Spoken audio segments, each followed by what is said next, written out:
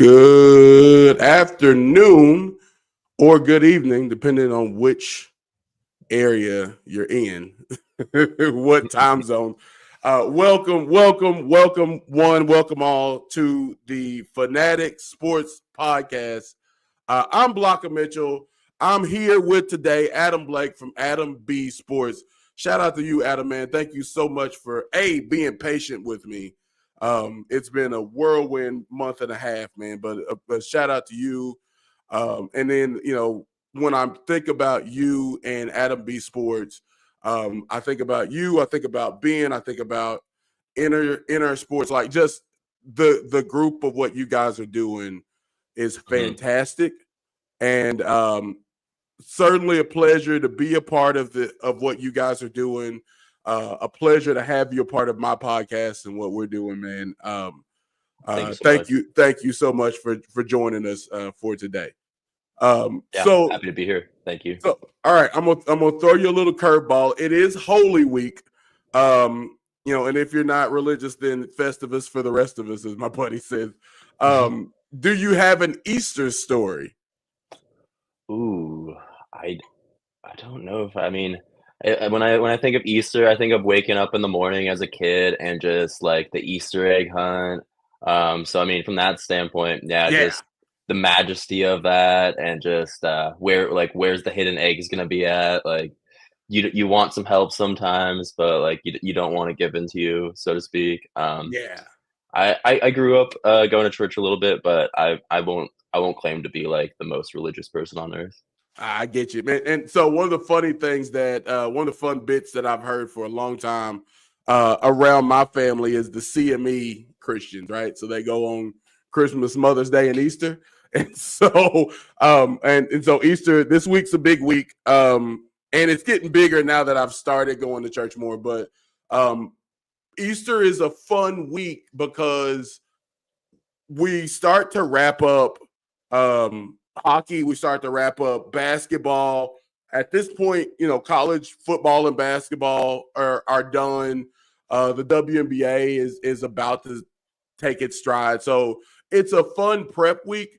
A lot of my friends get on to me because I'm a huge summertime front office guy. Like on video games, I have more fun building the team than actually playing with them. So I love the summertime. I love the off-season transactions.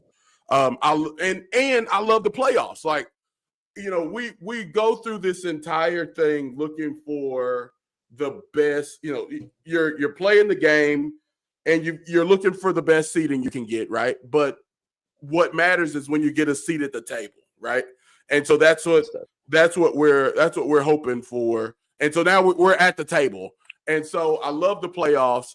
I love how it, the tension, and the fun part is with the play-in tournament or the play-in portion of the playoffs. You get like a ramped up version of the playoffs to start at least the last 2 weeks of April, or the first 2 weeks of April. But like that whole month of April, like, everybody talks about March Madness, and I'm a spring baby. My birthday was the 4th of March. So I love March, but April is when like it really turns up, right? There's the national championships, usually the basketball championships in April. There's the Masters in April. I've had Rory McIlroy. Yeah. Big shout out to him, man. I know they talk a little bit about the story behind it and how he was finally kind of getting over the hump there, which I think is really awesome. So, but it's a fun time of year. The sun is out. There's pastel colors, and so hence the name of episode 27 is Holy Moly, What a Sports Week. Holy Week's a big week for a lot of people. In the sports world, I think we fall right in line with that. So speaking of the playoffs, we'll start there, and we'll talk a little bit about the NBA playoffs. Before we do anything, the most important thing we got to do is we got to tell our fandom story. And you got an interesting one.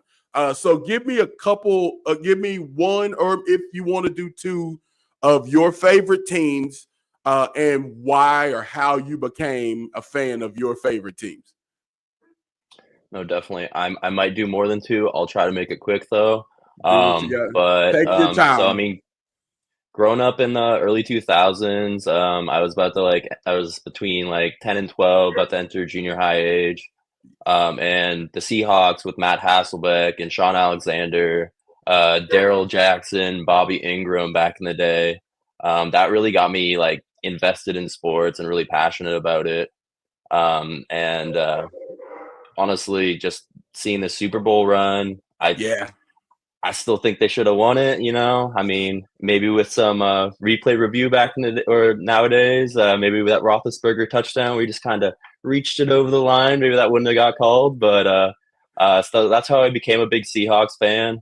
My Lakers allegiance is basically because the Supersonics were disbanded like early Yeah. on in my life. So if they come back, maybe I'll be a little conflicted. But I fell in love with Kobe Bryant. His entire like Mamba mentality, just hard working, first one in, last one out. Also just his like killer instinct and just how he like always got everyone around him to be a better player. So in like junior high, it was like going into chemistry class and talking to like some of my friends who were Celtics fans. I was the Lakers fan, so we had KG with Ray Allen, Paul Pierce, Rayshawn Rondo up against like Kobe's Lakers with Pau Gasol, Derek Fisher, and Lamar Odom. So those were like the two teams that really got me into football and basketball. And then I'm a Mariners fan, so God help me, honestly. But we're finally looking good. We've got a good pitching staff again, so maybe the bats will start clicking. Julio's been looking good, so I'm also a huge Mariners fan. And then I'm Canadian. I've lived most of my life in Washington State, so I consider myself a native Washingtonian. Got the best of both worlds with the dual citizenship, but so I'm a Nice. diehard Toronto Maple Leafs fan as well. Got the jersey right behind me. And they're honestly, I got a 50-win season out of the Lakers this year and a 50-win season out of the Maple Leafs. So I mean, That's I the can't winner. complain. Yeah, I can't complain at all. So the problem with the Leafs are they always get in the playoffs and they get eliminated, but they've got the gritty players this year. Even like because they always used to run the Boston Bruins and the Bruins would just bully them around. So they've got the great scores and they finally seem like they've got a well-rounded team this year. And then I know you wanted to talk about football a little bit later, so I'll talk about Yes. how I'm a Chelsea fan as well. So that one's kind of a Chelsea. funny story. In the English Premier League, all the way over in Europe. So I Okay. had a friend that lived in China for a year and a half. His dad was worked in computer programming, got transferred over there. Long story short, he just came back and had 3 jerseys for me and 2 other friends, and he happened to give me the blue one. And from then on out, I was a diehard Chelsea fan. So what really got me in as a Chelsea fan was Didier Drogba, Okay. Ivory Coast striker back in the day, big giant dude that just could do a little bit of everything. So yeah, I've been honestly just a Chelsea fan ever since. But that's probably the most random one of all. Of just like, hey, here's the blue one, and yeah, the rest was And the history next after thing you know, that. yeah. So I'm interested in football and soccer. My son is playing soccer. I've got no knowledge. I know that there's a lot of like one-on-one, and what's kind of intrigued me. So my nephew, my oldest nephew, played soccer for a long time before he finally kind of backed off and took on to track. But he loved soccer. He was really, really good. And also, I mean, he was, travel. There's the club, there's the travel soccer, the school soccer. And there's a ton of politics. And one of the things I think that kind of turned me off once I did start learning some things about soccer or football, was that there's like, I guess if you're not seen as a phenom by like 14, there's not a lot of hope for you yet, or as far as like being big time in the world. But I believe that the MLS is kind of changing the rhetoric on that. are you kind of upkept with Major League Soccer? Yeah, I'd say enough. Yeah, I follow the Sounders and the rest of Major League Soccer. Okay. I think the big thing is that you see big stars like Messi and I think Kevin De Bruyne, Yeah. who's finally leaving Manchester City. I think there's a big chance that he might join the MLS. So, Cool. I mean, it starts with like you see these big stars towards the end of their career coming over and they can still make an impact. But I mean, it's gotten so popular that now, and like in Europe, they have all these crazy academies, like from the time you're probably like 5 years old all the way up until you're maybe a prodigy. But they're starting to, I think, have more and more of those in the United States. And I mean, it is the biggest sport in the world if you look at like every single It country. is. So it's It like is the World Cup is such a massive. cool event every Yeah. single year. Um, so I do think the MLS is growing, and yeah, it takes like a few stars going there. And it's like Messi could have still played like probably anywhere in the world, but I mean, you're right about like there's a lot of politics. It was it was the sport that I played from like age 4 up until college. I absolutely loved it. I did do a little bit of the travel league, Okay. but didn't get into like the upper premier level. But so I kind of did a bit of everything. I'd say it's kind of that sport where you have to be like you have to have that endurance. Like it maybe Endurance. yeah, like maybe more endurance than like any other sport because like it's such a huge it's such a huge field or pitch and and like once you get into like high school level and then I mean in the pros they play like it's a 90-minute game. No Yeah, other it is. sports are like really longer than 60 minutes. It's crazy.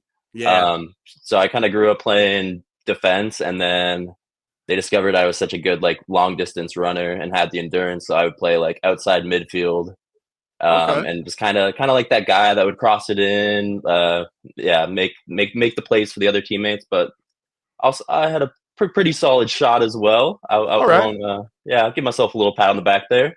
But Well deserved. Yes, sir. So yeah. one of the things that I think is fun for me especially getting to watch my son play is kind of understanding like the positions that you were pointing out because I didn't realize like I knew there was defense, I knew there was a goalie, and obviously kind of the defense has to work in tandem with the goalie, and they have to be kind of on a string together, making sure that people don't break away and get one-on-ones, that sort of thing.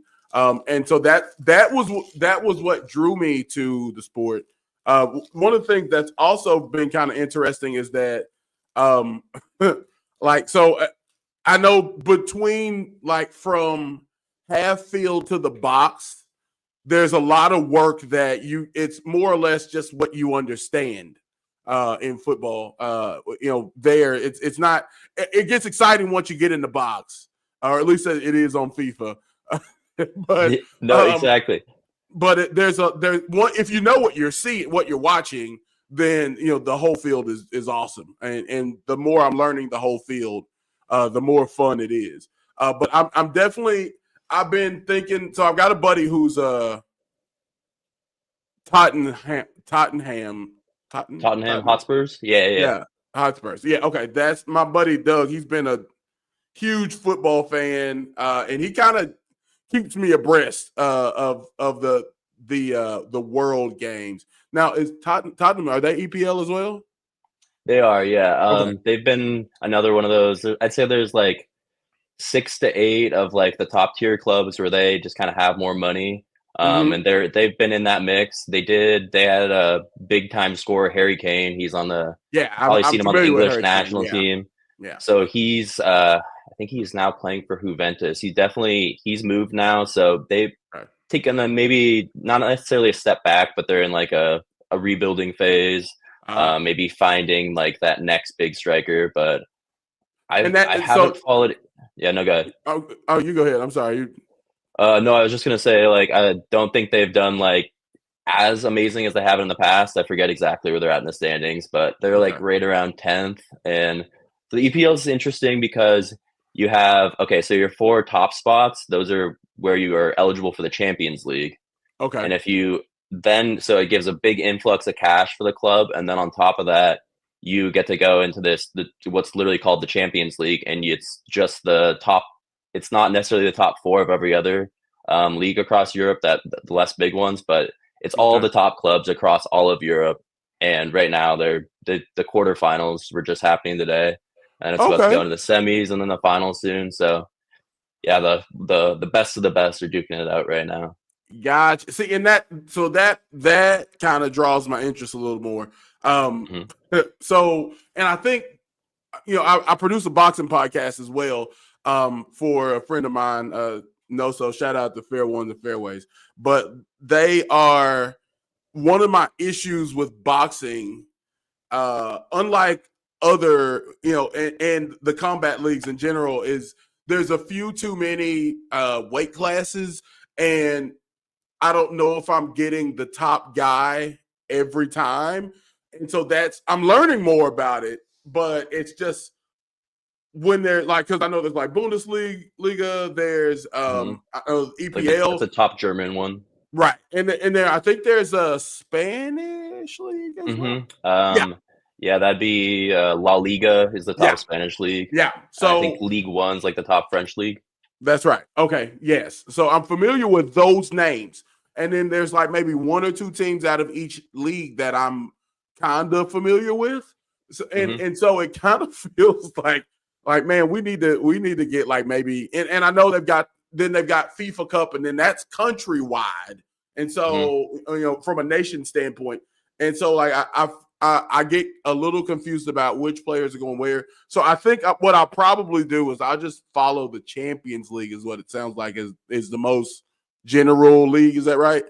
And so like this is the top Yeah. of the tops in the world. So Yeah, with it's your the top tournament. You'll get a good, like, piece of every single of the top clubs, basically, yeah. all Perfect right, place to so learn for we're sure. gonna start covering the Champions League on Fanatic Sports Podcast. I love it. I love Yeah, it. well, look, it's not It's a just perfect time, yeah. shenanigans. Yeah, there. Listen, we have a lot of fun and we have a lot of shenanigans on here, but we learn too. All right, so maybe I need to apply for an educational grant. We all just learned something important. Yeah, maybe the way to look at it is like the World Cup happens every 4 years. This That's right. is the top clubs in all of Europe every year, basically. Gotcha. So right now, my team, they're right around between they're duking out with Man City or Manchester City Okay. for a top 4 spot. So if they end up top 4, they'll be in the Champions League, and it makes a huge difference for money and everything. Um, Yeah. but otherwise, they end up in. It used to be called the UEFA League, but they've changed the name. But basically, it's like the second tier tournament, and that's Okay. when it gets kind of confusing with all these tiers. Yeah. So Well. like what to explain the flip side really quick. So there's the Yeah. top. You have 20 teams in the Premier League. If you end up in the bottom 3, you get what's called relegated, and then you're no longer in the English Premier League. You go into the second tier, and then there's a third tier after that. So And like they it's rotated. crazy They like that. rotated every year. Okay. All right. Yeah, So so the top 3 in the lower league would get into the English Premier League, and then the bottom 3 would go. And like, I mean, you can understand how like if that happened in the NFL, like it would yeah, take like years and years to rebuild. and especially okay. So yeah, that's kind of tough because I mean, you think about your team, one bad slip up, right? Like one player, and I know soccer is very much team oriented, but at the same time, you could very easily, the one player, the striker, the name we all know, or even if it's like a defenseman that's very very like he's kind of the anchor of what happens in the middle of the field or keeps based on matchups and things like that. I would imagine Mhm. putting your best defender where in the face of the striker, things of that nature. That's just Exactly. that's just my strategic thought pattern, what it would be. And so that's kind of interesting to think about. And it's like, man, you have one bad year where you screw up, man. You're at the bottom 3, and now you're out of the big leagues, and that Yeah. affects a lot of what your team's going to do from a marketing standpoint. Wow, that's a thought. It's That's a crazy, thought. Okay. especially yeah, it's like especially like so in soccer or football, it's interesting because like in all of our major sports in the United States, you have trades and like drafts and stuff like that. And it's in the English Premier League or in European leagues, it's really like you have your own like academies and farm system. You have like your own bread talent. But Right. then otherwise, there's 2 transfer windows, one during the off season and one in the middle of the season, Okay. and you're just buying and selling players at that point. So it's Wow. like, so you I have to have like, I yeah, it's have crazy. seen the transfer windows, and I was Hmm. very, very interested. And it's a lot of money that goes with these players. Yeah, and you got Like to even figure out which currency they're dealing with too sometimes. right, because Like, it's different countries. Holy yeah, smokes. it gets That wild. is that and that man, that is look, so football is a sport that I am intrigued by, especially now. It's interesting just to kind of see because we're talking big dollars. Like one of the things, but my brother, like I said, my oldest nephew's dad was saying, look up like when you look up like the richest players in the world, right? Richest sports figures in the world. There's like LeBron and what I think Tom Brady maybe, and then after that, like everybody else. Or no, I'm sorry. There's a couple baseball players, top 10 in the world. Yeah, sure. The other 6 are American or football, European football You, players for sure. Like yeah, and and they get paid every week. Their oh my, salaries per week, it's weird. I Like, did not know that. you have Holy to pay the smoke. club the transfer fee, and then you still have to sign them to a contract. So like that's not like the Jeez. whole transfer can still fall through if they don't like the contract. Then it's all got to be reversed basically. But Oh my yeah, I gosh. mean you'll see like say like a Kylian Mbappe, one of the top players in the world Yeah. right now. Yeah. Like I don't know his exact numbers, but like let's say he makes 300K a week basically. Like those are some of the top players in the world. Yeah. Well, It's good crazy. news, man. My son's a really great defender, and he's got a There you go. strong leg. So I don't know if we're going to get to the European League, but there's hope for us yet. All right. Good. MLS pays great too. Yeah. MLS Well, pays really well. yeah. Well, I figure if you're going to get some of those big names in there, you definitely got to start, doling out the cash there. And you would think with America being, the capitalist society that we are, and the amount of money that flows around, the country, it shouldn't be too hard to get to attract some of those big names and some of the people that are gonna make the big plays. But what's Yeah, interesting is the that, money like, talks for sure.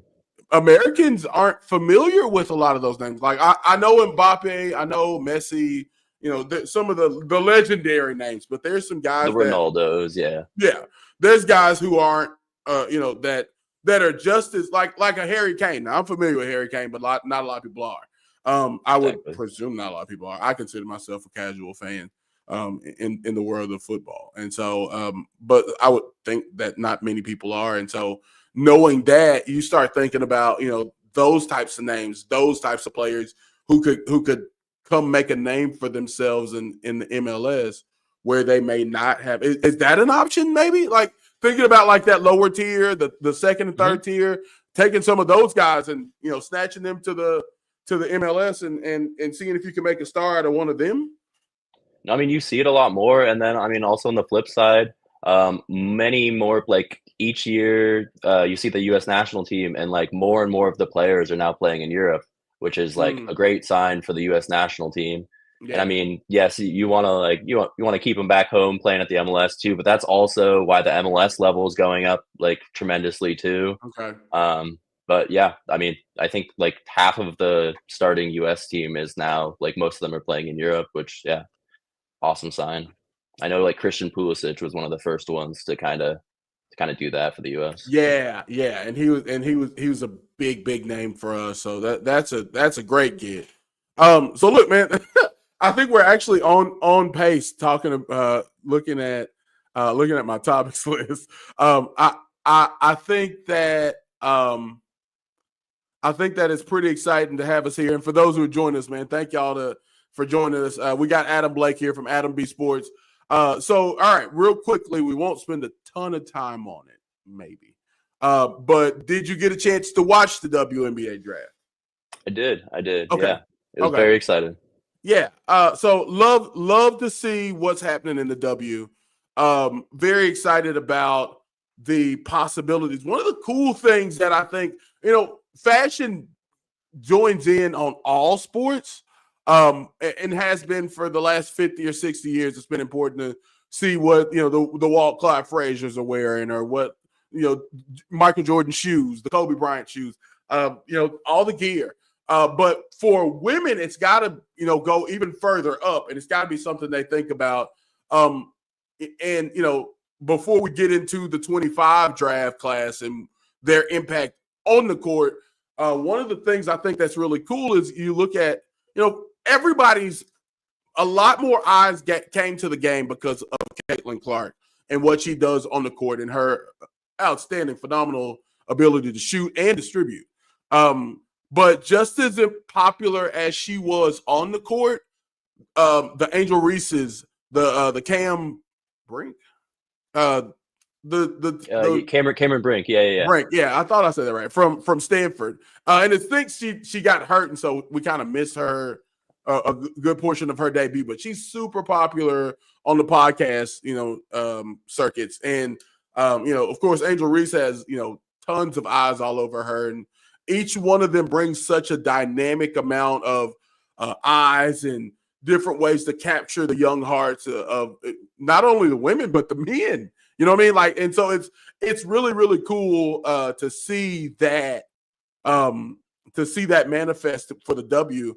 And so, I think that the 24 class set things really high, set a high bar.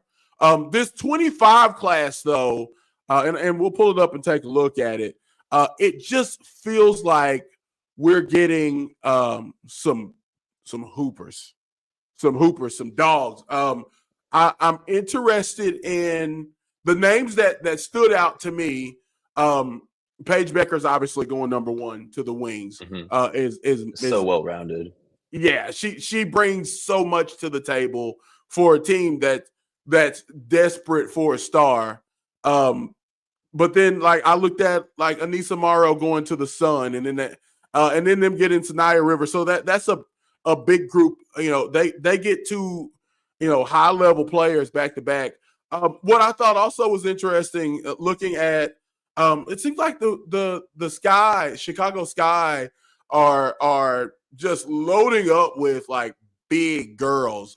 They've got Sivka from Slovenia, who's 6'8". They already have Carmona, who is at South Carolina, and she's 6'7", 6'8". Angel Reese, the rebounding machine, and then you bring in Haley Van Lith, and so you look at and they've got a couple dogs. On their squad that are just they hound people. You remember the young lady that got in trouble for being a little too rough with Caitlin Clark and fouled her a little too hard. Yes. So but I love to see what the Sky are doing, and they brought in a good coach. So this is my pick. I expect to see a big turnaround for them. This year, and they made a great start last year, but when you start looking at the entirety of their team, you see some pieces falling in place for them. But you were telling me about a player that you had your eyes on, and she's actually close to where you're from in Seattle. Talk a little bit about Malanga, your player to watch. Yeah, I mean, second overall pick. Out of France. And I mean, I was just reading a little bit about her online, but people were saying she could possibly be the female Wemby for the WNBA, which is just opened my eyes, and that's a huge attention grabber right there. So I mean, I read up a little bit on her, and she's 6'6", can do a little bit of everything. Just a smooth mover all around the court. Can dish a little bit, but just a good shooter all around the hoop. And I think it's gonna be really exciting for the Storm, because they still have a few good pieces. I know they traded one of their stars last year to get this second pick overall. Yeah. But I mean, you add in, I mean, and she's only 19. That was a big thing that stood out to me. So okay. Yeah. Just can potentially build around her for a while, and those vets that are still around can really, really help her out, and maybe see a rebound from the Storm real quick. Well, and this is a team that won a championship not too long ago. I want to say it was 3-4 years ago, right? Before this run with the Aces. They were just in the finals a very short Yeah, while this was ago. like still when Sue Bird was on the team, I think maybe. Yeah, it was. Yeah, it was. So, but Mhm. you've got a lot to build around there, and so it's very very exciting to see it all come together. They've got expansion team coming this year. This year is it the Valkyrie? I believe is the expansion team I that's coming. I think I heard that. I remember hearing the Valkyrie. That sounds right. Okay, so all right, so I'm gonna verify that for you. Yeah, it is the Valkyrie. So the Golden State Valkyrie this year, and then next year I believe they go. There's maybe one or two teams. Let's see that are going to be joining. I know Portland's got a team that's going to be joining in 25, and I don't think they have a name for them yet. Yeah, so I'm sorry, in 26. So the Golden State Valkyries are this is their inaugural year, and they'll be obviously under the tutelage of the Warriors and be working in that fan base. In 26, we get Portland, and then we also get the Toronto Tempo. So that'll be fun to see Oh a team yeah, north let's of the go. border there. And then I know they announced the Cleveland team as well, I believe. And so it's going to be what I think they're going to try to get back to having. I know at one point they had a ton of teams, but what they didn't, the business model wasn't for the WNBA for a long time, which shame on. So, all right, I won't repeat a lot of the talking points from the WNBA, and you get a lot of people saying that, like, oh, the girls should be paid the same as the boys. Obviously, from a dollar standpoint, like the exact amounts, I won't get into that because that's there's some cause and effect with the dollar amounts. However, Mhm. shame on the NBA for not sharing what they've learned, with a 50-year head start, right? Because they started in 90 For or real. there was I want to say the NBA was celebrating their 50th year when the girls started. So shame on them for not, holding the girls' hands, the women's hands, and working working with the W to make sure that they work and flourish. And I don't know the ins and outs. I won't get into it, but I know that shame on the NBA for not covering the WNBA. And so that's something that I think they're starting to figure out now, and that they're working together now. Mhm. But it's good to see it. I would love to see a WNBA team for every NBA team, and then also I think we need the Sonics back. And I wouldn't mind. As I was going to say, speaking of expansion, yes. Yeah. I would love what I would love to see in the NBA, and this may be a great transition for us. But what I would love to see in the NBA is I want to see the Sonics back. Screw that dude in OKC. And I know that's kind of taboo to say where I'm from in Arkansas. I'm from Little Rock. I lived most of my adult life in Northwest Arkansas, so we were like 2 or 3 hours from Oklahoma City, and there's a bunch of Arkansas players on that team. So there's a lot of support in Arkansas for the Thunder, especially right now while they're winning, and the Mavericks are losing. But it's man, like screw that guy for the way he backdoored Seattle like that, and I'm sure there's some very justifiable reason, but I hate that it happened. I really, really would want to see Seattle get their team back. That's a great fan base. That's a great sports city, and they certainly deserve that. And look, I can't ask you Seattle fans to like the Trailblazers. That's not fair to you. And if you like, I've never disliked them though. I loved them yeah, in the Lillard days for sure. Like Dame that's time was a real thing. yeah. He was look. It Still was a is. lot of fun, but Seattle deserves a basketball team. Mhm. And then I'm not opposed to a Las Vegas basketball team. And in return, um, what we do, because both of those are Western-based teams, is that you slide Memphis and Minnesota over to the East. And now we've got a much more balanced league. Because could you imagine like John Morant going for 50 wins a year in Memphis and Edwards going for 50 wins, Yeah, and then them duking it out with like Philadelphia, Boston, Miami? I would that'd love be to see great. that. Yeah. Then I'd we'd love to have like see that. 5 to 7 like really, really competitive cities and teams on both sides. And yeah, Right. it'd be great. And I mean, speaking about the Sonics, like every time Adam Silver talks about it, he's like, they're a great basketball city. They need to come back, but like, let's make it happen. You're Let's the make it one in happen. charge, buddy. Exactly, right. Like, if anybody's gonna do it. Yeah, no, exactly. And like, quick shout out to Gary Payton, because the Oklahoma City Thunder wanted to retire his jersey, and he said no. Like, he's like, I'm Seattle. Like, everything I did was for Seattle, and like, I mean, at least I will give credit to Oklahoma City. They said if, and I'll say when, the Sonics come back, that the Sonics will get back all of their history. Well, that's so fair. All right. that's awesome, and yeah. I'm always interested in the expansions. You look at what players, expansion teams, and what players are made available to go where. You think, and then one of the things that we don't talk a lot about is like the history. And you know, so for instance, Charlotte having to fight for their history from the Pelicans, and it didn't go over nearly as smoothly as what you're saying is happening with the Thunder. But I mean, can we trust it? They said they weren't going to leave Seattle too, and so it's true. It's very, very true. So, yeah, I'm sure they'll be. I'm sure they'll probably throw all that history from you know, up to 08, which is fair. You know, once they got to Oklahoma City, fine, but.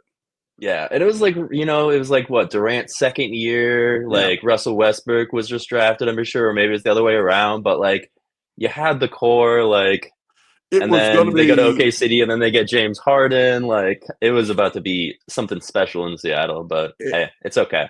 Yeah, well, I'm over it. I'm over it at this point. It's been long enough, but you know, for us, it made me a Lakers fan and a diehard Kobe fan. So hey, I can't be mad at that. And you know, so fun I'll be story conflicted about when they come back. Fun story about Kobe. I spent literally the entirety of his career not being a Kobe fan. So first off, I love a do-it-all guy, which I know Kobe's stats do lead to him being, you know, a great leader, but we all know Kobe for one thing, and that is putting ball in hoop. Yes. Whereas I was more of the type of guy. Now, don't get me wrong. I played all the Kobe video games. I had like probably 3 or 4 pair. I had all of his Adidas, his Kobe Adidas. I had all those shoes. And I've got a couple different pair of Kobe's now, the Nikes. But you know, it became who's the face of the league? Whose era was it with Kobe versus LeBron? And I chose LeBron. And so I rode hard for LeBron. The irony was January 26, 2020, I am laying on my couch in my man cave, and I get a text that says, "Hey, Kobe Bryant just died." I said, "Stop playing." And then poof, it pops up on from the mothership, and it's just like, wow. And I am crying, bawling like a baby. And, you know, I've got a best friend who is a diehard. Like, I'm positive that his wife had to talk him out of naming his son Kobe. You know what I mean? Like, like his middle, like Henny's middle name might be Bean. You know what I mean? Like, he's a fan. He's like, I had to sneak that one at least. You had to give me something. When her son met Kobe, I'm pretty sure he cried. You know what I mean? Like, and he and I were crying together, right? Like, you don't appreciate greatness until it's gone.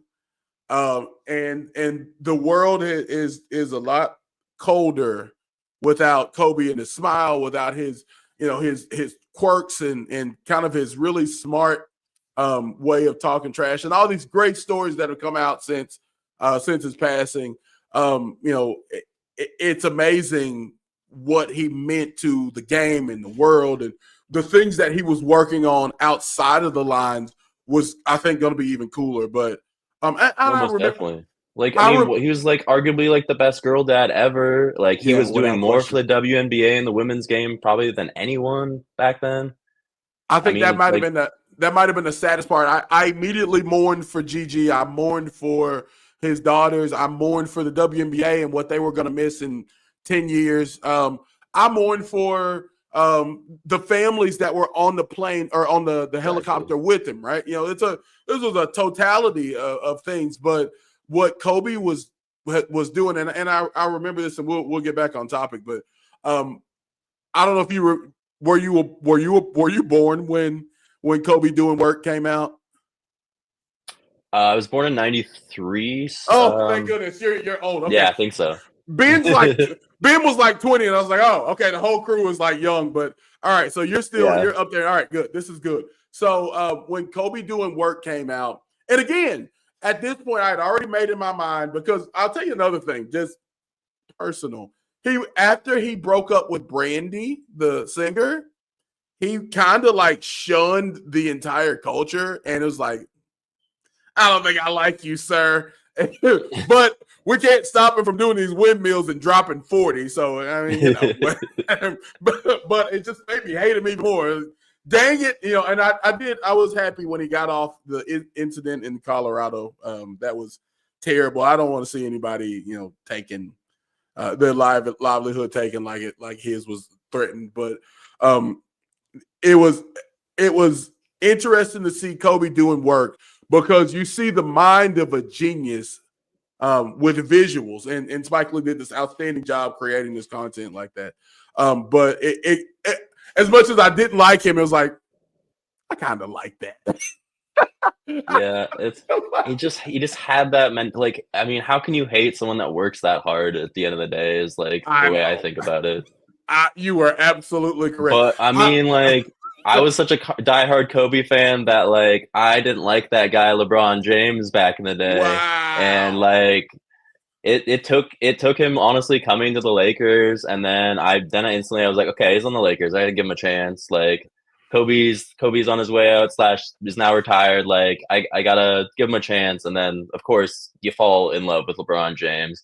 I always respected the guy. I just wasn't the biggest fan of him. And then, I mean, I became a huge fan. Then you see everything he does off the court. Yeah. The entire school he created. Like, just, I mean, the fact that he, like, his sons are so humble. Yep. And they're not over the top, and they're not arrogant at all. And like the fact that he did still raise some hoopers, because you see some like other ex-NBA players, and like they didn't, you know, care to pass it on, or care to like nurture that growth with their sons as much, you know. I'm gonna tell you what, if my dad was a GOAT, I would be Marcus Jordan without question. Like that, you catch me banging his old teammates' wife and doing blow, and that would be me. Like, without question, I would be a mess. Like, do you know who my dad is? Get out of my face, officer, Your Honor, El Presidente, everyone. My dad is the greatest to ever do it, and I don't. I love the argument. I love the GOAT argument. We won't get into it today. But one thing that I do realize is that, like you said, it's hard to hate a player, and especially when you're talking about like LeBron versus MJ, or you know, even if comparing LeBron to Magic, which is a better comparison, by the way, it's still it's such a different time. And these players are doing so much, and you think about what's happening on and off the court, and you know, there's so many things that, you know, you're almost required to get into. And so, I mean, the way LeBron handles things and what he takes, you know, the approach he takes is spectacular to me. So I'm really, you know, I've started to see some things as his career is, you know, getting towards the end, where I do understand, you know, and I'm 40, so I'm in the middle of, you know, between, I saw Mike in his prime, I saw LeBron in his prime, you know, the next wave of guys I'll get to see in their prime. I'm kind of in a middle grounder spot, and I've got some friends who, you know, are just definitely like, oh, LeBron was terrible, and he's this and that. And, you know, I can appreciate everybody's greatness, whether I choose to or not, but I can appreciate everybody's greatness. And so, you know, look, where greatness is made is in the playoffs, and which is why I love the playoffs so much, man.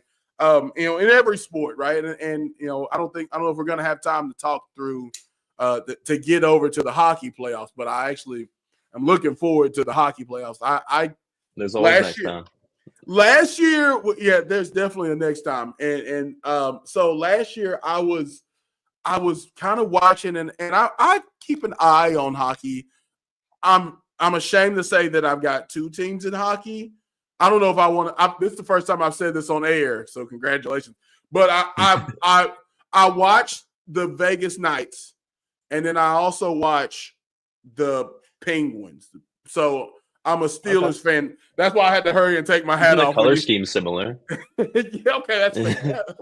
So I had to hurry and take my Steelers hat off when you were talking about that Super Bowl run. I didn't want you to throw anything at the screen, but so I've got a bunch of friends from Pittsburgh and that follow Pittsburgh, and they were like, "You got to follow the Pirates and the Penguins too." And I was like, "Yeah, no, we're not doing the Pirates. That's I want to be happy sometimes, guys, but." Right. Even though that's why at least I have the Seahawks and Lakers to balance out my Mariners and Leafs. Yeah, you got to have some balance. But I was like, okay, I could get with the Penguins, and then I felt bad. I don't like being a bandwagon fan, and I, when I started kind of keeping an eye on like Sid Crosby and what's happening with the Penguins, well, they went and won a ring, and this was like 2016, I think. And so it was like, dang. I don't want to be like a bandwagon fan. And shortly after that, Vegas came around and it was like, okay, I can just like follow Vegas. They're new. I won't be a, bandwagon fan for that. But then like, I think they made a run to the championship. Did they win it? Like, yes, they did. 2 years ago, I think. Sorry, one of my AirPods fell. Oh, that's all right. Yeah, they won the ring. And I want to say that was like their first year? Yeah, first or second. They came close, I think, the first year, and then I think did do it the second year. But they changed the way they do expansion drafts because they were so good so early. So the Seattle Kraken kind of got the worst of that. That sucks. And they had a decent run, but not nearly as good as the Knights. They came out of the gates. I mean, they're first in their division now. Like they just won the division the other day. Mm-hmm.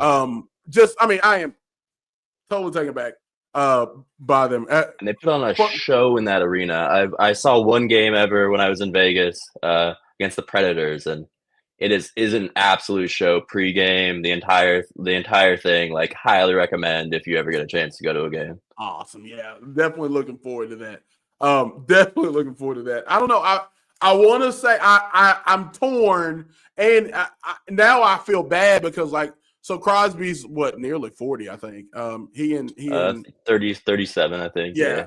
He and Ovi are right there neck and neck, and their time is going to run out kind of close together. And of course, the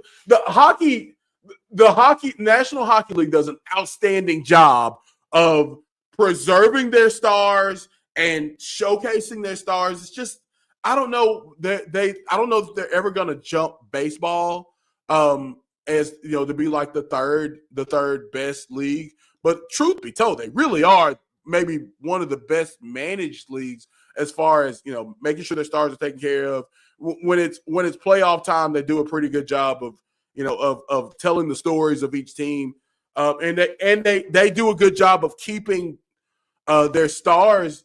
I don't know. It's just like the top guys rarely bust, right? Like you think about Connor McDavid, Bedard, like they do such a good job at when you're their top guy. Like the kid over in San Jose, he's gonna. I mean, the fact that the fact that I know who he is amazing, right? They've done a really great job with their stars, and then you look at like their All-Star weekend this past year was really awesome. The Four Nations, it was insane. Really it was like cool. A playoff atmosphere. Yeah, it was really cool. And funny of me to say that we don't have time to talk hockey, and then we spend 10 minutes on hockey. Sometimes it just happens. Sometimes it does. So a little bit about me, man. I love a story. That's what got me into the sports journalism. Is I love a story, man. Music. You tell me, I get to tell a story. I've gotten into film production as well, man. Give me a good story, and it all rocks. And NHL is the best at telling their stories, right? Even if you don't like follow hockey or you're not familiar with the rules and everything going on, they tell an outstanding story. On and off the ice, it's hard not to like what happens if you can open your eyes to hockey. Most definitely. And so, look, everybody can take a page out of that. We talked about this actually during the All-Star break as well, about how great the NHL did with their All-Star break and how the NBA's All-Star break was less than stellar. Yeah. At least Silver can admit that he's like, that bombed. We're going to try something else again next year. I appreciate that Adam Silver is willing to take risk and will also – he'll correct himself, and he'll correct himself in front of the world. He's very cool to do that, and I can appreciate that. Now, and so I love the the playoff tournament or the play in season tournament, and then I also love this play-in tournament. Now, did they change it a little bit? Because if I recall, it was like you had to play like 7 played 10, and then the winner was go to 7. And then 8 played 9, and then the winner would have to beat 10 to get in. Is that? I think you're right. Yeah, I think they changed it a little bit. So now it's like the 7 or 8, like whoever wins that one's just in.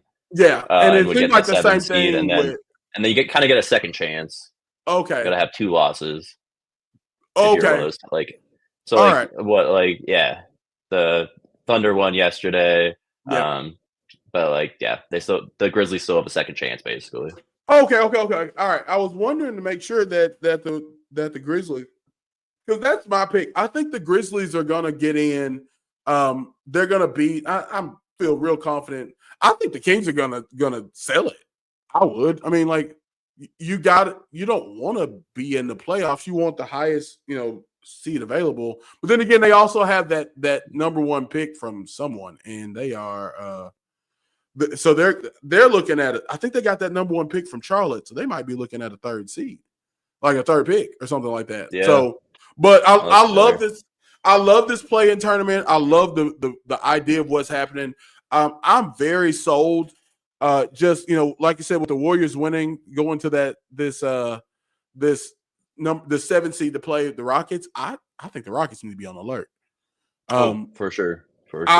I am very positive that the Warriors might just and probably will beat the Rockets.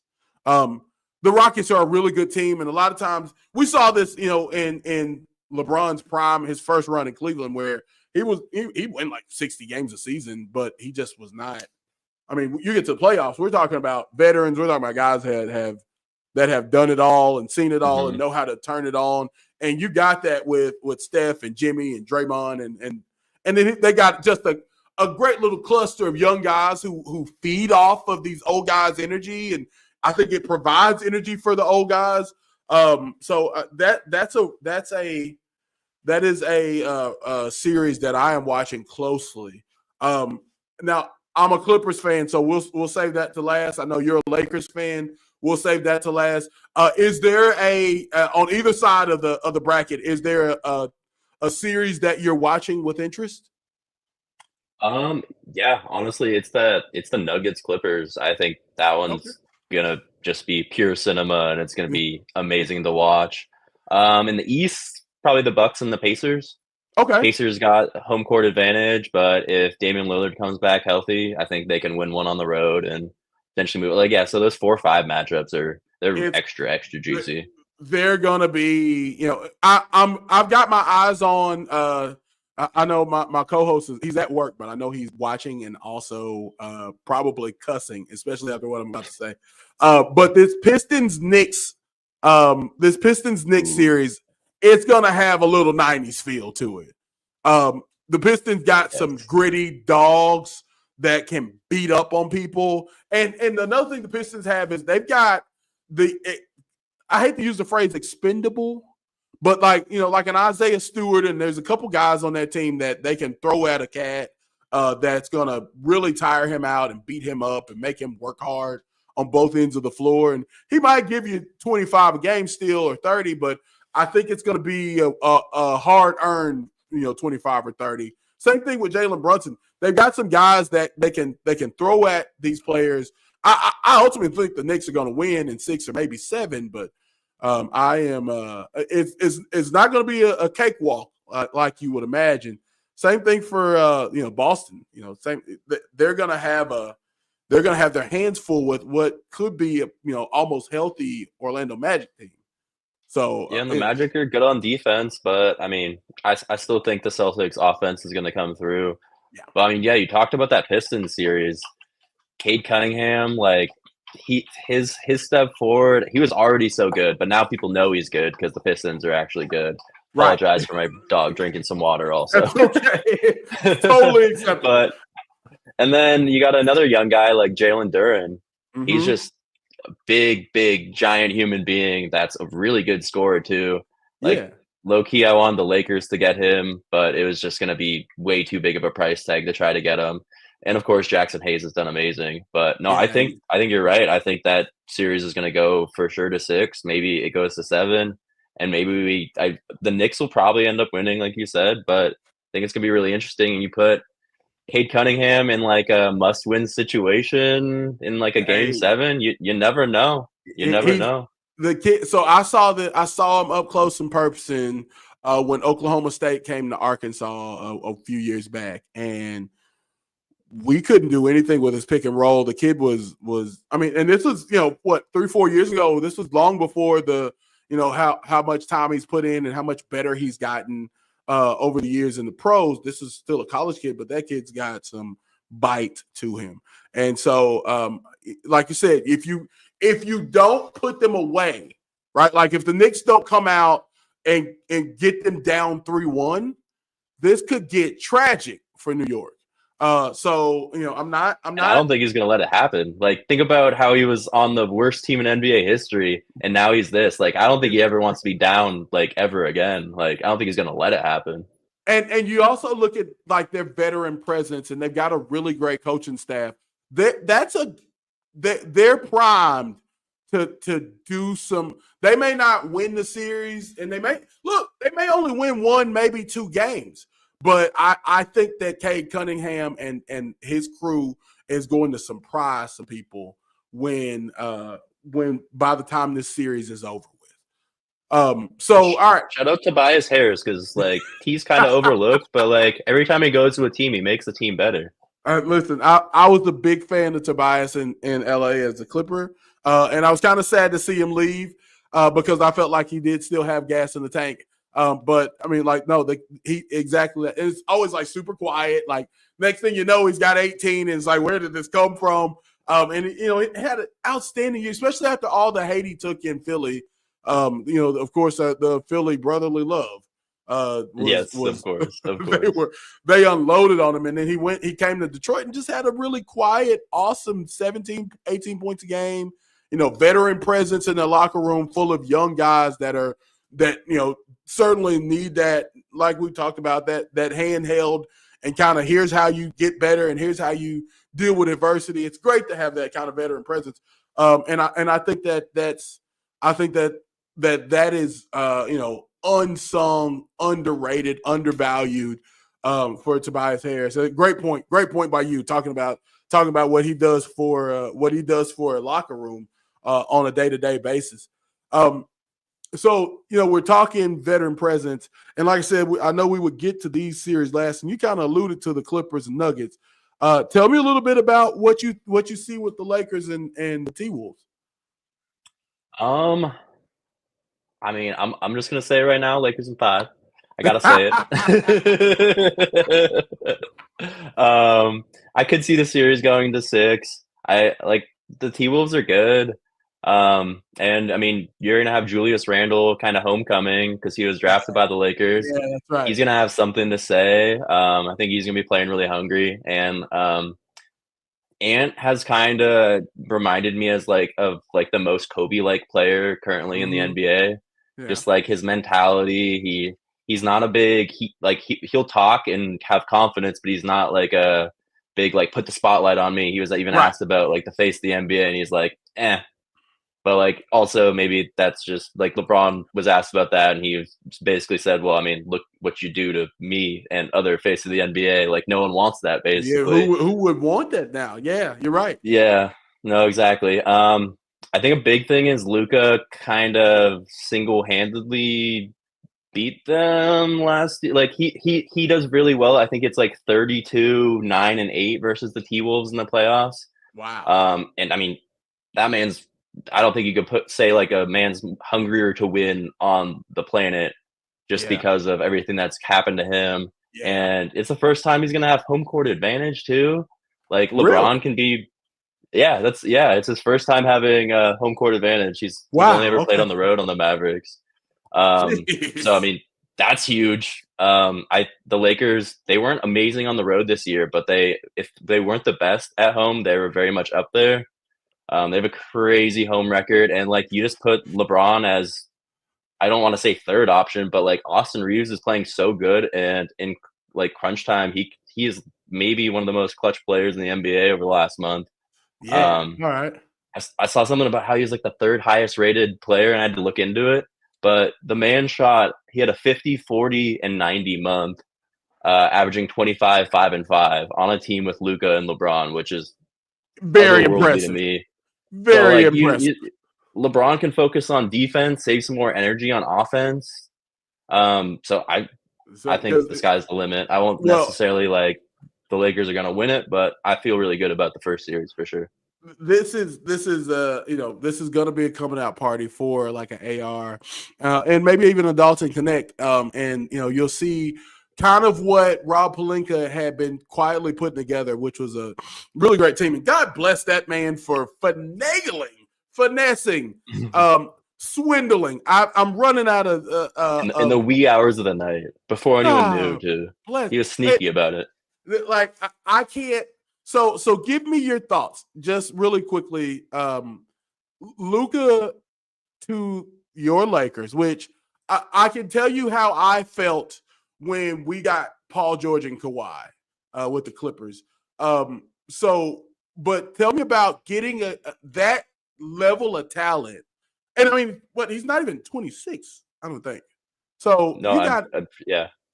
well, and I know he said he didn't want to play until he was 40, like LeBron. But I mean, he's definitely got 10 more years in him, right? I mean, you got to think he's got 10 more years comfortably. So what does that feel like? What does that look like as a Lakers fan to see that walking in your in your arena? It was so good that I didn't even believe it. Like I mean, LeBron even said like I didn't believe it either. It's the first time I saw a trade go through that I didn't believe. Like he said he didn't know anything about it. I for sure. I mean, it was Shams Charania, if I'm saying his name right. Yep, Like yep, that's the yep. guy. That's the guy in the NBA. That's like the Adam Schefter of the NBA. But I Dude, still didn't believe it. And then dude, he had to say like this is actually real. It's the first time he's ever had to make a clarification post too. But I mean, it gives the Lakers a championship window again. yeah, it does. It's there's almost no pressure this year. And that's why I think that they probably like will pull it off or have a very good Comfortable, chance to at yeah. least make the finals, because there isn't that much pressure. And I think on top of that, it extends LeBron's career maybe another 2, maybe 3 Yeah, years. yeah. Enough time to get for y'all to draft Bryce too. Exactly. I mean, he's played with one son. Like, why not make it another? Like, then he can say he's done something that even the Griffeys haven't done before. Yeah. Let's just Although the get to a back-to-back home demonstration. runs, that'll still probably never Yeah. ever be done father son. No way. That's Yeah, that incredible. I can't But imagine. But yeah, that's so. I'll tell you what. I'll tell you something interesting. My take on it is such. I thought that Nico Harrison was absolutely correct to trade Luka Doncic. I don't think that when you look at what that team was, you see how well Kyrie was playing. Even getting it seems like Anthony Davis, once getting there, wanted to prove to everyone that he was good, worthy of trading Luka Doncic. My only problem is if all you got was Anthony Davis, which at his best, he's a 40-point, 20 rebound, 6 block kind of guy, crazy numbers kind of guy. Yeah. Right. But like even if we let's take out his injury history. De'Aaron Fox or Sacramento got 3 first rounders for De'Aaron Fox. And De'Aaron Fox is not in the same level or tier or even same bracket as a Luka Doncic. All you got, which maybe the best thing he got out of the trade was the 29 first round pick, because LeBron's going to be gone by 28. I would think. Never know. At this point, especially like you said with the point you make about the ball handling and kind of he can they've got enough guys that he doesn't have to guard Ant-Man through for 3 quarters. He only has to guard him like the first the end of the fourth. But like they've got enough guys that can throw it at Ant-Man that it'll work out for them. But he doesn't have to guard the primary scorer or the primary ball handler now, so he can just kind of relax himself. But and kind of calm down and get into the flow of the game. And so you're right, it'll extend him a couple of years. But I would think, and I don't expect him to be on the 28 dream team, right? So, yeah, well, I mean, if you're having the Olympics in your hometown, right? Like, or not hometown, but the Lakers home stadium, and you got to think there's going to be basketball there. You got to kind of play that if you're still around. Gee whiz. Well, that's crazy. That's a crazy thought pattern. But I mean, just thinking about, because that's 25. That's year 25, 26 for him. Oh, so crazy to think about. And so that 29 pick, I've been heralding that 29 pick. Like, all right, the Lakers are going to stink in 28, and that pick may be worth something. But and I don't think it was protected. So I mean, if they do stink it up, then you kind of won that trade. But by 28, that I'm sure they've traded Anthony Davis by that point. So and Kyrie's already 33. So AD's going to be like 32, 33 by that age, by that time too. That pick, injury history. That pick might just maybe be worth it. Come on, man. Like maybe it's Luka, AR, and Dalton Connect just straight balling together by that point. Man, too. those guys are dangerous together. When LeBron sat out like a couple games after Luka, went on that 30-point streak he was on for a little bit, like they look even scarier. AR was putting up almost the same numbers. Like it took him like 2 games to gain the respect of AR. He was just like, okay, you're this good. Like this guy's crazy. They are. That's a dangerous team for a long time, actually, especially 3 years from now when you're looking at the pick in 29. I think from the GM standpoint, like I agree with you that it wasn't necessarily a bad idea to trade Luka. Sure. I think you don't do it because of the fan base, and like you're gonna lose the fan base kind of a little bit there. But if you're gonna do it, yeah, like you said, get 3 first-round picks, get 5 first-round picks. Yeah, OKC built an entire team just by trading Paul George. Like, trust me, it's insane. Max Christie's great. I like him, but like it's not Max Christie AD in a single first for Luka ever. Yeah, not for Luka. I mean, not unless I would have done that and then still asked for like 2 or 3 first rounds. Like, put this together, Give us these first rounds. Like, there's no way that you go about, all you bring back for one of the best players in the league right now, hands down, bar none, all ages, right? Like he's top 10 at worst. And look, I'm not a Luka fan, so I was all kind of for this. I think that some of the things I saw from Luka made it make sense. He wasn't playing well with others. You see Kyrie playing well. You've got kind of the core of a team. You bring in an AD. I get it, but we got to think about our future because Kyrie's 33, Luka's 25. And like I know it's not 30. Nico's first day. Like that's like GM 101. Shop them to everyone. Pick up the phone and call some other GMs. There's a Twitter thread that I'm going to attach because I use Opus Clips to cut up all my everything I do after the show, and I know they're gonna cut this into a nice piece. And there's a nice Twitter thread that I'm gonna go get right and post right on top of this, and it shows how many and it's a very negative thread, honestly, but there was a lot of things that they even blame in this Twitter thread. It goes all the way to blame Nico for being a part of the reason why Steph didn't sign with Nike. Oh yeah, yeah. No, do you know about that? I read a little bit about it, and like he came in and they pretty much just scoffed at him from what I read. It was a pitch that he tailor made for Kevin Durant, and then he didn't change it for Steph Curry. And then at the beginning of the meeting, he accidentally said Seth instead of Steph. Yeah, that was. So it was over before it began, and like it was so obvious that like this campaign was tailored around Kevin Durant, and like you could tell in the presentation. So yeah, it's just bad news bears. I don't know if you've gotten to like any of the like controversial theories or anything, but so like Adelson, one of the owners, has like a huge Vegas background, tried to like propose the NBA to move the team to Las Vegas because basically she wants to make like a mega casino attached to an NBA arena. That got denied. Proposed to do it in Dallas. That got denied as well.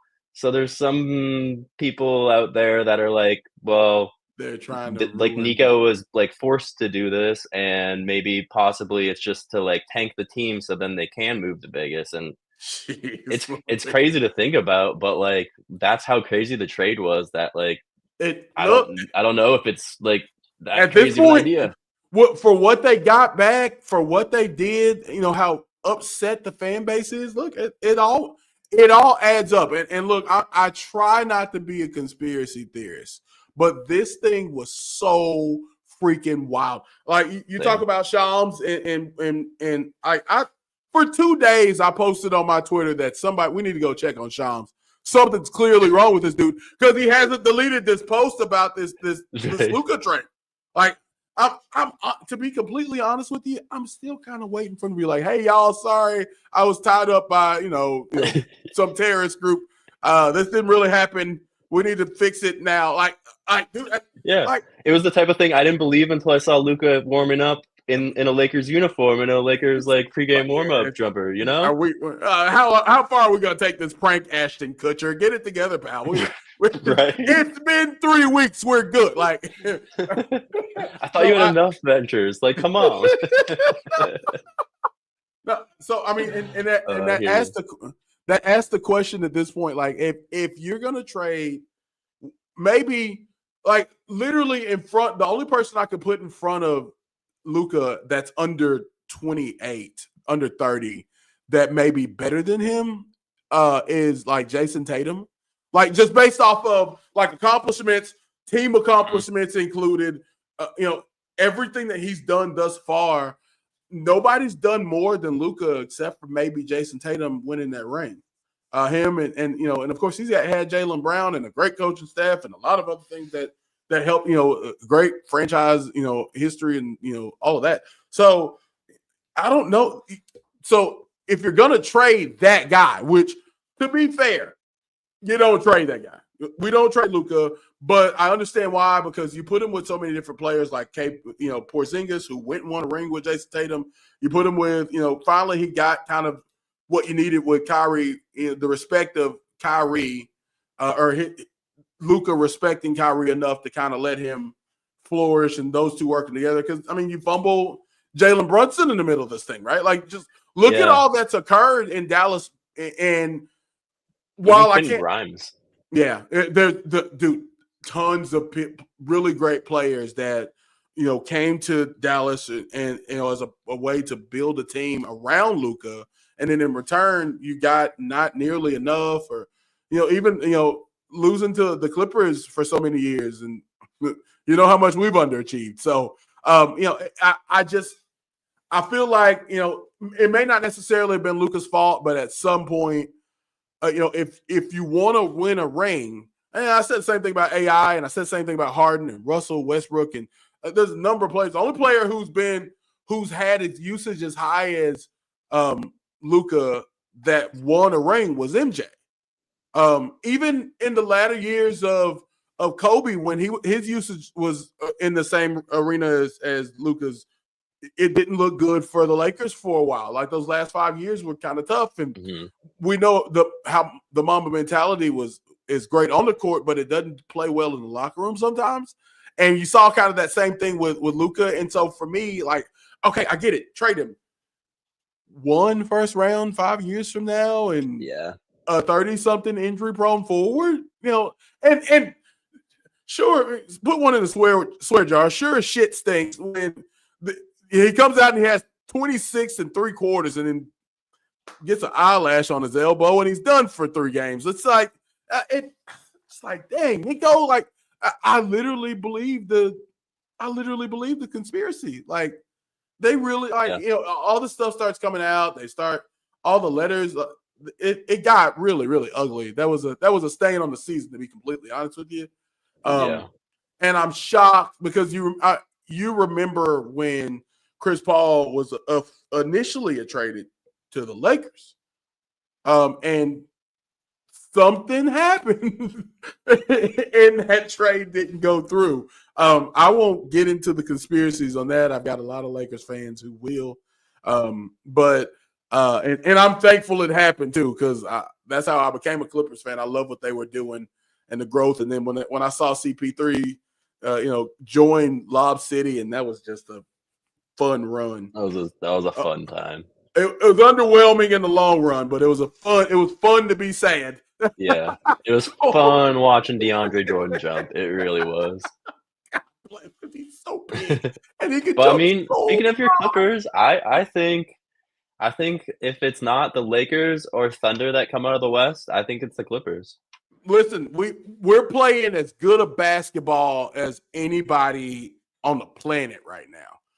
And I know we're off to a good start. And I'll be the first to tell you, I had no hopes, especially not 5 seed, 50 win Clippers type of playoff run that we went on. But this last month, I mean, clear, February, I was just like, all right, well, it's All-Star season, so let's get ready for baseball. Like, I didn't have a lot of hope because, I mean, like, and we're speaking of injury prone, we're one, shoe tied too tight, knee crank away from Kawhi calling it a season in the middle of the first round. So, I mean, this is.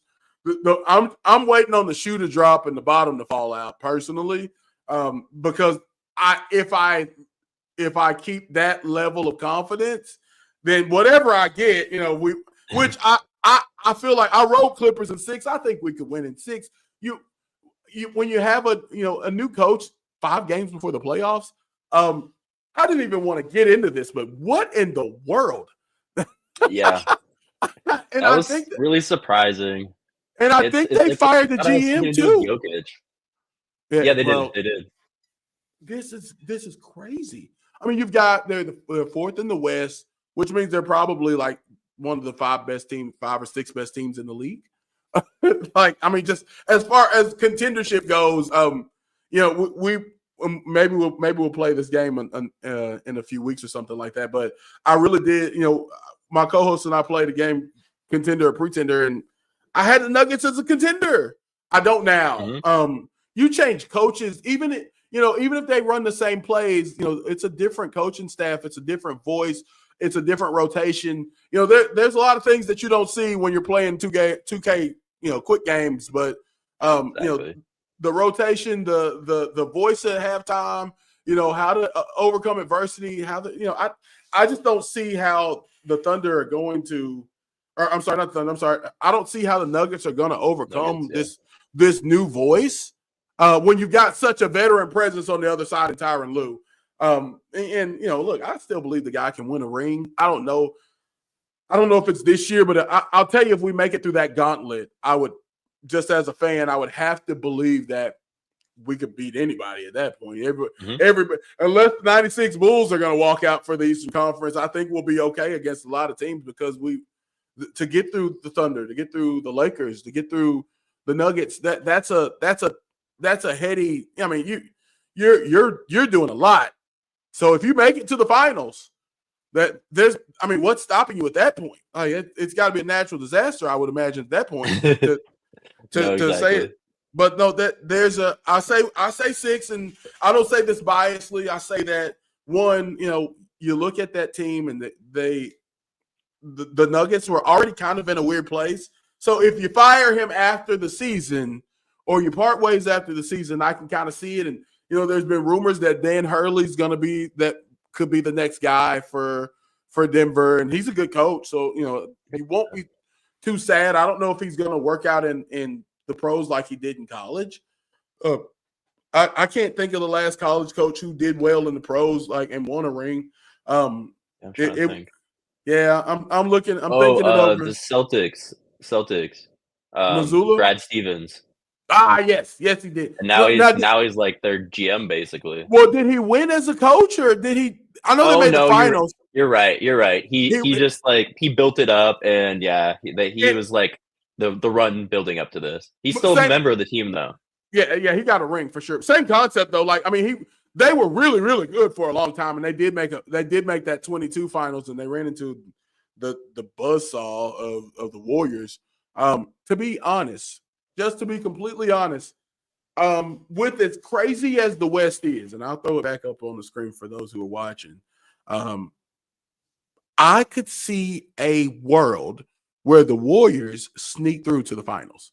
That I know that sounds crazy. That's an older team. And I think the Lakers and the Warriors have this nucleus of both of them. The Warriors have Moody and Pozinski, and Buddy Hield's playing pretty well. Which, by the way, I've got a bet on.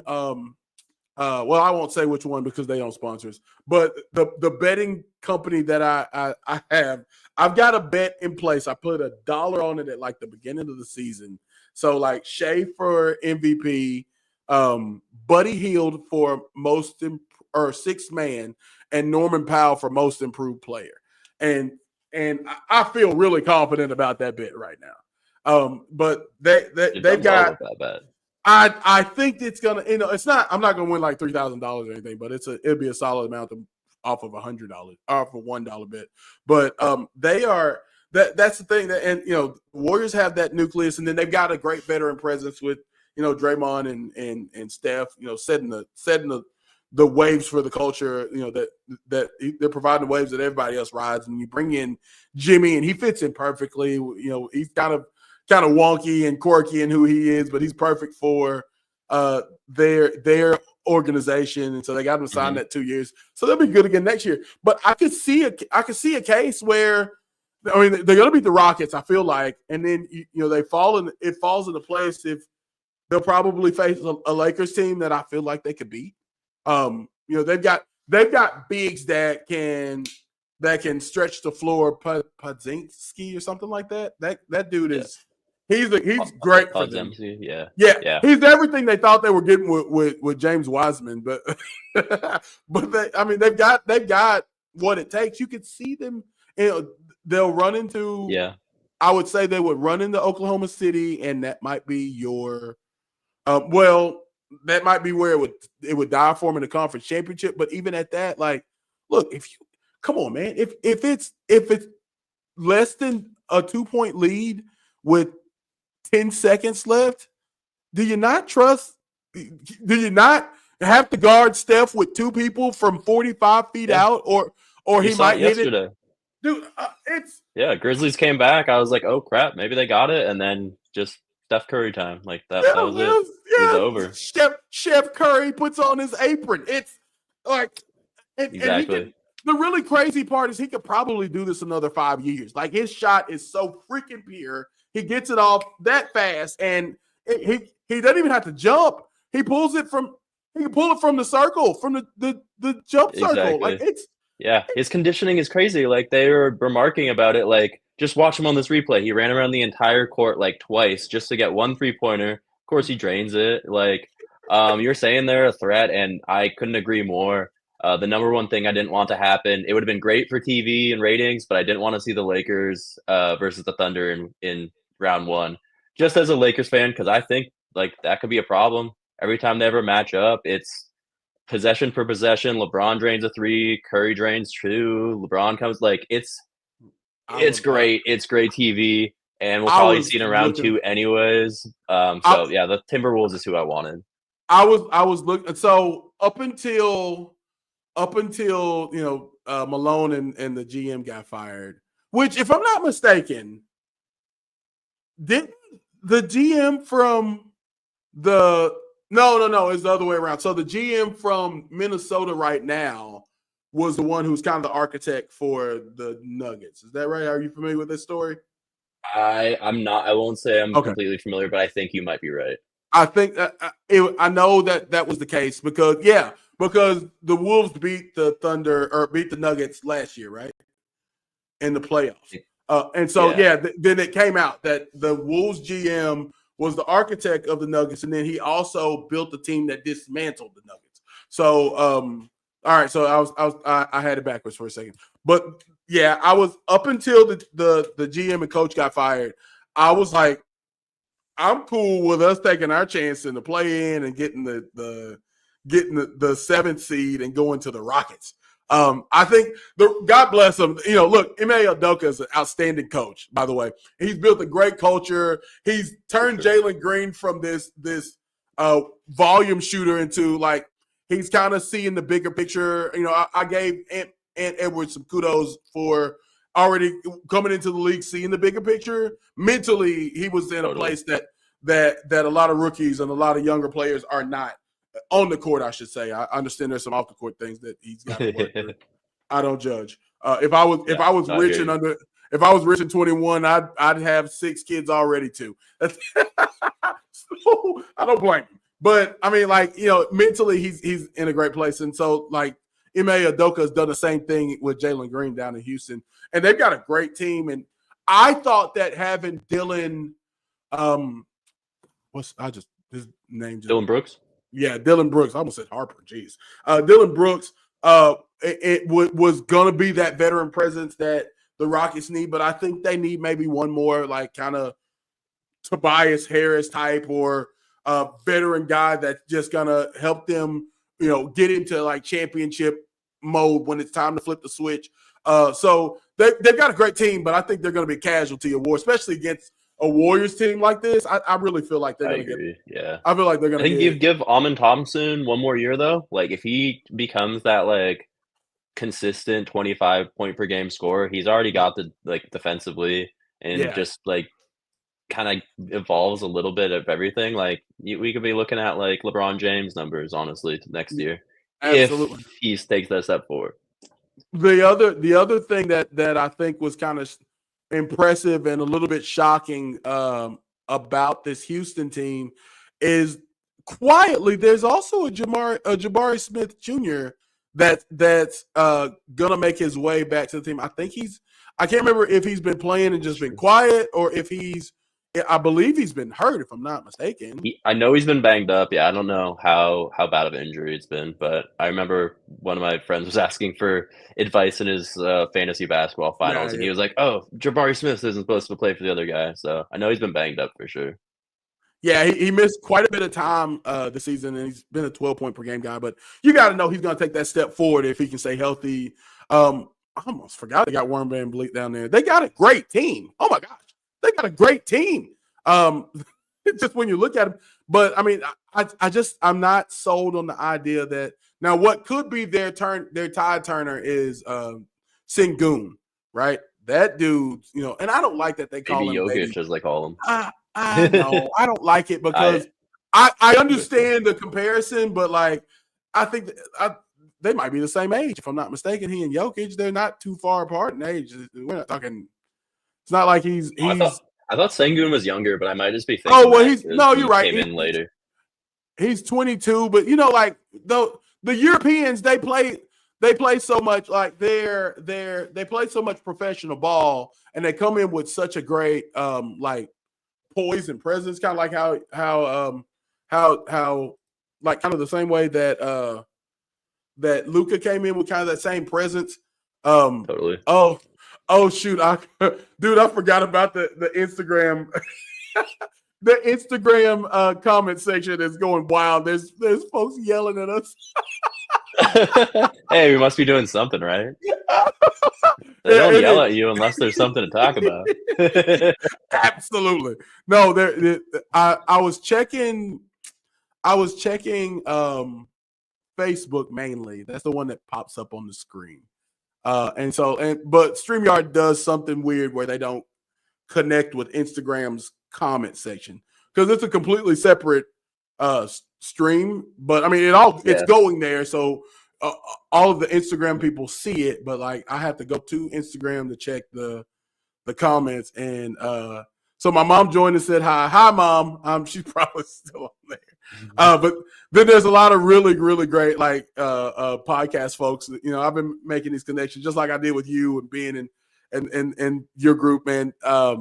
So it's really, really cool to see them jumping in and out in some of the comments. But my co-host, who, like I said, he's at work, but I know he's on his phone watching, and he is. Let's just dig into this. All right. So remember, he's a Knicks fan. He's the angry Puerto Rican. And his first words were, "Is that a maple leaf in the background?"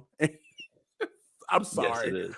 Yes, it is. Yes, it is. Yeah, that's not a good thing. He had mean things to say, I'm sure. Then a he maple says, leaf with ball knowledge. Yeah. So he says, "Watch your mouth. The Knicks is the greatest team in the world." Yeah, he's being typical angry Puerto Rican. No. Well, look, man, thank you to everybody that's joining us. Thank you, Adam, man. I really appreciate you joining us. We'll finish on, since you brought up football, a little bit of football. Tomorrow night, right? No, next week. What is it? 16th? I don't know what day it is. I know I don't work tomorrow, which is awesome. Let's go. But so we're a week away from the draft, which is going to be super exciting. Now your team is Seattle. Before we start talking draft order, you bring in a Sam Darnold. And first, I guess I should start by saying thank you for our true number one receiver over in Pittsburgh. And I hope that you use your second round pick well. What is it? What are your thoughts on Sam Darnold? And then do you have any preferences going into the draft now? So first of all, Sam Darnold, I like him. And to me, like, we wanted to keep Geno. Sure. I know he said like the Seahawks brass didn't respect him, but from what I heard, we were offering him more money than what he ended up taking. And for an older guy, we basically were able to get a third round pick and then turn I think he's a 33-year-old into like a 27-year-old. And they have some similar qualities. I mean, I know Geno's been like the most accurate quarterback dating back to like 2021, but Sam Darnold, like, he looked great last year. He had a ton of weapons, but I mean, Jackson Smith-Njigba, you got Cooper Kupp returning home to Washington, played at, I think, Central University. Yeah, that's right. Yeah. And then, I mean, if we add another receiver in the draft, which is a possibility at 18, I mean, I think the sky's the limit still. We still got Kenneth Walker. We've got Zach Charbonnet. Great duo of corners with Devin Witherspoon and Reek Woolen. Yeah. We could use another safety. So my last couple mock drafts, Nick Aman-Wari has been sitting on the board at 18. I think he's like that hybrid safety. He hits hard. Like, shout out Cam Chancellor. Could try to be. Don't say it out loud. Oh, that's scary. That's scary. Could try to be the next Cam Chancellor. But he can play close to the box. Julian Love has been like one of the most reliable safeties in the middle of the field. The last few years, as far as sure tackler. He's great. He's great in the back too. Maybe not like Quandre Diggs level, but sure, so I mean, so that's a possibility there. The dreams, Ted McMillan if he's sitting there, but could go O-line. But I think move back a couple picks if we're gonna do that. Yeah, that's right. And I think the biggest thing is, so look, I'm a Steelers fan. We discussed this. We don't have to talk about 2006. Shout out my homegirl Natanya. It didn't happen. It's fine. She's from Seattle also, and so she's Seattle everything, and so she makes me root for them. So, but I would say you look at that Seattle team, and they got a lot to build around, and having a great veteran presence that's going to settle down. Sam Darnold is great, and I think that Sam's learned some things. You know, look, if you remember when he came out of USC, he was his coach was kind of like, "Don't." I can't remember. Was that Pete Carroll? That was Pete Carroll, I think, wasn't it? Nah, Pete Carroll was already gone. When Sam he was already on the Seahawks. Yeah. I forget who was coaching them. Yeah, but I know they wanted him to stay another year, and he was like, "I got to take the money," and I guess you can't blame him. But I mean, there's a lot to learn, and I think he's learned a lot of that. He, Baker Mayfield, those guys realize what the National Football League requires to be, great. And I think that they've done a great job of bouncing back and finding their, taking their lumps and taking their losses, and especially Sam Darnold last year was otherworldly, especially compared to what he was before. So it's great to see his growth. And I think he'll continue that growth. And I think that he'll take what he's learned, and you guys have a great offensive staff that's going to put him in great positions. And when you got that kind of elite level of quarterbacking, I mean, the sky's the limit. Like even on his worst game, they still won, 14 games last season, and they were really, really good in a very tough division that nobody expected them to be good in. So right, you got to feel good about what you got under center.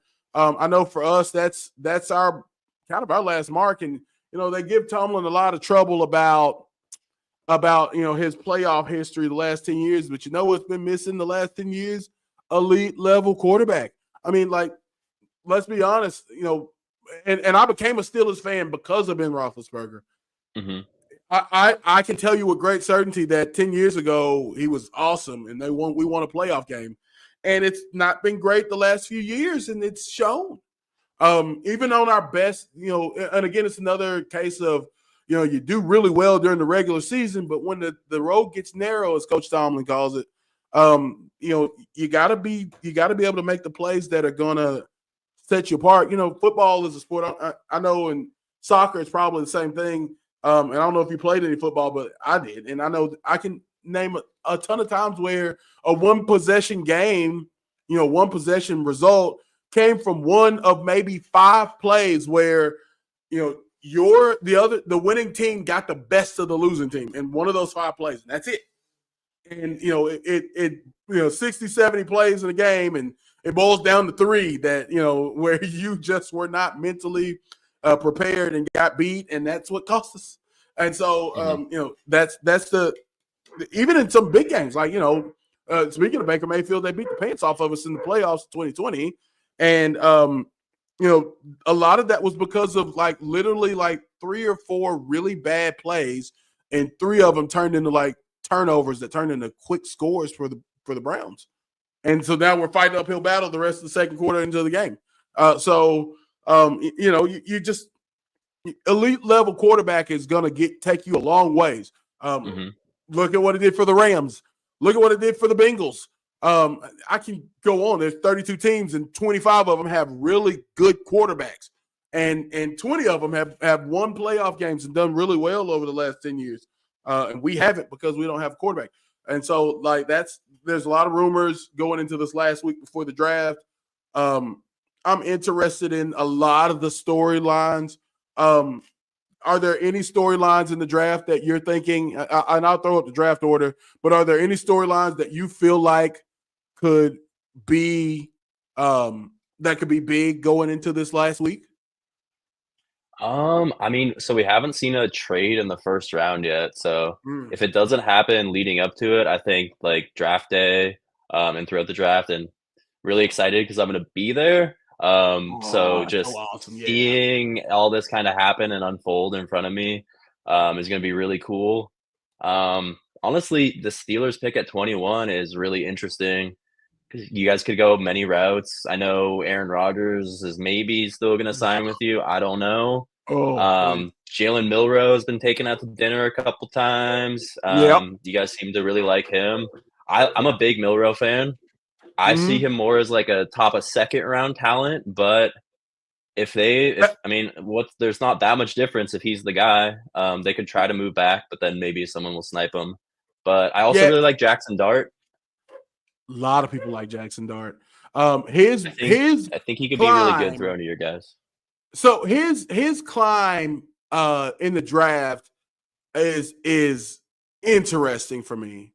Him, Mac Jones, and Blake Bortles. If you remember, Blake Bortles is I do. his climb in the draft. But I say those three names because I don't know. I like Jackson Dart. Jackson Dart has shown a lot of really good moments, a lot of really positive moments, obviously based off of his win-loss record over the last 3-4 years, and especially what he did at Ole Miss. But I saw some really negative moments, not just when Arkansas beat Ole Miss a few years ago, but like this year in some of the biggest spots. He did not play his greatest. There were some good games. I know he had a pretty good game against Georgia, I believe it was. But I mean, there were also some moments where it's like, man, this is not. Come on, that's not great. You're too far into your career to make those types of plays, and I'm concerned that somebody's going to overreach for him. I hope it's not the Steelers. I would rather personally, rate and my Steelers friends are going to beat me up for this, especially Jonathan Doris. He is a huge Jackson Dart fan, and he's going to beat me up for this. But I would rather wait for Milroe and take my chances on his growth and developing an offense that would fit around him than I would Jackson Dart, just because it's a safer pick. And like I hate to be conservative this way, but we're in the twilight of Cam Hayward's career. We already got to pay, and it sucks. The thing with Myles Garrett, I was really hoping he would get traded for a number of reasons. One, I really want him out of the division. I hate having to play him twice a year. Two, because whoever else would pay him, it wouldn't be like it's a direct reflection. Whatever we do, whatever Cleveland does for Myles Garrett, we've got to do it and then add a cherry on top for TJ. And it's not even that TJ like demands it, but it's like, yo, we got to show that TJ is better than Myles Garrett. Like it's yeah, it's crazy, but like that's what it's got to be. And so now we got to pay a ton of money to TJ, and he's actually kind of older. So like now we're gonna look. The Rooneys are frugal, to put it nicely. They don't that third contract is never super duper lucrative, and so but if you spike TJ, what's it gonna say for the rest of the team? And there's Minka right behind him, and just a lot of stuff. So what I don't want is for all of this to happen, and then we're sitting here wasting time. I'm not looking for a ring this year. I am certain we're not going to win a ring this year. Could be wrong. Maybe Mason Rudolph could be this year's Sam Darnold, but I don't feel super confident about winning a ring. But I would love to see us win a couple playoff games and play just some elite level football. But and I don't know if Jackson Dart feels a little too reachy for me, just personally. But look, for what it's worth, to put all this in reference for you, so that you know that none of what I just said matters. I was upset when we drafted T.J. Watt. So everything I just said is probably it's the opposite. So yeah. So I don't know. No, I think a lot of that was on point, honestly. Yeah, I like what I love the story of what Jackson Dart could turn into. And there's so much intrigue, especially at the top of the draft. I find it interesting, and also I need to mention this whenever I talk National Football Leagues and especially when we talk about drafts and quarterbacks and stuff for the rest of the year until I think probably August. I'm going to need to mention, and I forgot to find their @, but these people berated me on the Instagram because I told them that Shedeur was the best quarterback, in the draft. And they were like, "Oh no, it's Quinn Ewers and it's Carson Beck." And we were on this guy had made I think it's what's it called, like bench I forgot his at name. He's got like really, really great content, and he does super hilarious sketches. And so he was talking about like how good college football was at the beginning of the season when it came, the video game when it came out. And everyone was complaining that they made Travis Hunter and Shedeur the highest rated players on the game at their positions, which it turned out to be completely accurate. Who knew, right? And so then we kind of get into a debate, and it's like, well, who is name me the top 5 receivers that or who's better than Travis Hunter at receiver, who's better than Travis Hunter at cornerback, and there are some guys that are much better, right? Respectively. But for what this guy's doing, you put it all together, and he's going to have a high rating. Same thing with Shedeur. There may not have been, and I'm still not sold that Cam's the best quarterback of the bunch. He's got the best. He's got the best upside, and he's ready to go right now as a quarterback. So, but there's so much intrigue at the top of the draft and what's going to happen. I feel like the Titans are going to do Titan things and not take a quarterback. So, and I kind of hope that was my original thought. I thought they should just trade back. I mean, now it seems like they're going to take Cam Ward. I will say I do see a little bit of Ben Roethlisberger in Cam Ward. Yeah. As big, far strong, as just like big guy, yeah, can shrug off the defenders trying to take him down. The off script, and he's got the cannon for the arm. Yeah. So I mean, if he can clean up some of that off script stuff, I think he could be special. But I love Shedeur, and Mel Kiper has not wavered from saying that that's his QB1 this entire draft process. Yeah. I like Shedeur a lot. So all right, if the Titans. So the Titans trade back, and I think Cam still goes number 1. Who do they trade? The Saints? Saints is a possibility. I mean, if the Browns do decide that maybe Cam Ward is just, they like him way better than Shedeur, maybe. But you're right. No, it's like, who do they trade? And who wants Cam Ward that bad? Well, so the thing is, like, common sense. Now, I can't speak for what the GM might do, but common sense says that the Giants aren't going to take a quarterback this year. But, look, they paid Daniel Jones and didn't pay Saquon Barkley. So, it's Exactly. Joe Schoen is not my favorite human. Well, I mean, like, literally, what's the TV show? Hard Knocks. Like, no NFL team wanted to do off-season Hard Knocks just because of the video of him in his office with, like, his son. And his son's just like, sign Saquon. And he's just like, okay, son, okay. And then, like, you hear the whole phone call of him talking to Saquon and just like, yeah, like, we're gonna let you test the market, yada, yada, yada. And, like, I mean, Saquon doesn't say much, but I'm sure he was shocked inside of his brain. Oh, why wouldn't you be? Like there's no way, especially after you paid Daniel Jones, you got to, right? But so like if you look at it, common sense would say, all right, so the Browns they've got no reason to trade up because regardless of who you take, I mean, you're flipping a coin almost when you think about Shedeur versus Cam Ward, I would feel like. So why would I trade up if I'm the Browns? The Giants just signed 2 veteran quarterbacks, so they obviously aren't going first round. The Drake May. New England can't give up Drake May. Trevor Lawrence just got paid. You just gave up a 3rd round for Geno. Yeah, you got Justin Fields with the Jets.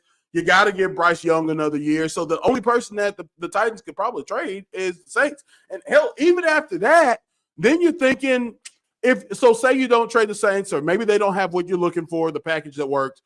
I mean, with the amount of money in the contract that Dallas has in the DAC, and then maybe the Dolphins want to find someone to replace Tua, but I don't think you trade him. Like maybe the only other one if they really don't believe in Anthony Richardson. Yeah. And then you just gave Daniel Jones a bunch of money to compete with him. this is getting dicey. Actually thinking this through, like, and I haven't even sat down and looked at the shit right until now. The Titans gotta take Abdul Carter.